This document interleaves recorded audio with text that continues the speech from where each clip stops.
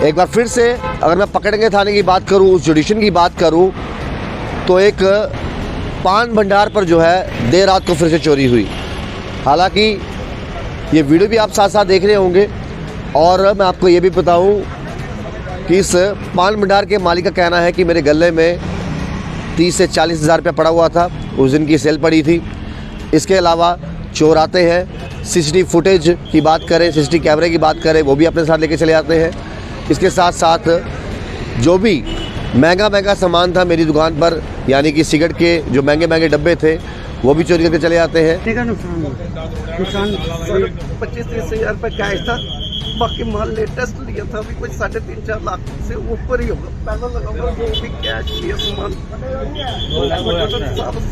सारी मिट्टियाँ उठा के ये माल डाल दिया था, क्योंकि मार्च में छाटे रहती है ना 31 मार्च तक, सारा माल डाल दिया। लेकिन एक डब्बी ने खाली डब्बी छोड़ दी और जो सस्ती चीज़ है पान फ्रा वगैरह ये रहने दिए, 5 डब्बे वगैरह सब कुछ नहीं है, सब कुछ मेरे पास कुछ भी नहीं। पहले तो वो नहीं बचा मेरे पास। आपको कब पता चला ये?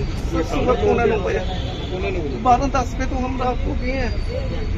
तो सीसीटीवी कैमरा आ गई है कैमरा। जम्मू कश्मीर पुलिस की बात करें तो उनको लिए चोर जो है ना कहीं दिक्कतें पैदा कर रहे हैं। एक बार फिर से अगर मैं पकड़ेंगे थाने की बात करूं, उस जुडिशन की बात करूं, तो एक पान भंडार पर जो है देर रात को फिर से चोरी हुई।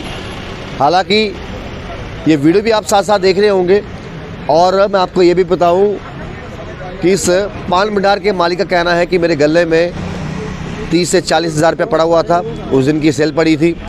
इसके अलावा चोर आते हैं, सीसीटीवी फुटेज की बात करें, सीसीटीवी कैमरे की बात करें, वो भी अपने साथ लेके चले आते हैं। इसके साथ साथ जो भी महंगा सामान था मेरी दुकान पर, यानी कि सिगरेट के जो महंगे डब्बे थे, वो भी चोरी करके चले जाते हैं। नुकसान 25-30 हज़ार रुपये कैश था, बाकी माल लेटेस्ट लिया था अभी कुछ 3.5-4 लाख से ऊपर ही होगा। पहला लगाऊंगा जो भी कैश लिया सामान सारी मिट्टियाँ उठा के ये माल डाल दिया था, क्योंकि मार्च में छाटे रहती है ना 31 मार्च तक, सारा माल डाल दिया। लेकिन एक डब्बी ने खाली डब्बी छोड़ दी और जो सस्ती चीज़ है पान फ्रा वगैरह ये रहने दिए, 5 डब्बे वगैरह सब कुछ नहीं है, सब कुछ मेरे पास कुछ भी नहीं। पहले तो वो नहीं बचा मेरे पास। आपको कब पता चला ये? सुबह 9:45 बजे 12:10 पे तो हम रात को गए हैं। तो सीसीटीवी कैमरा आ गई है कैमरा। और अब उनको पकड़ा कैसे जाए?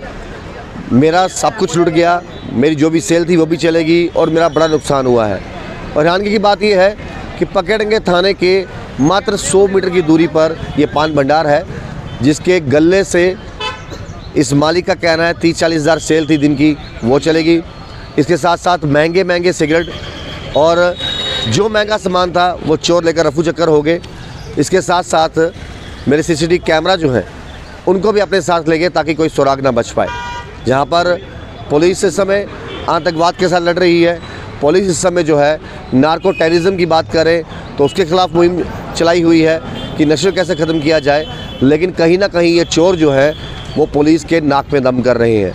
बहुत सारी चोरियां हम देखते हैं शहर भर में होती हैं और आप तो अपडेट भी पहुंचाते हैं, लेकिन उनमें से अभी तक रिकवर कितनी हुई हैं ये सवाल वो लोग पूछते हैं जिनके वहाँ चोरियाँ हुई हैं।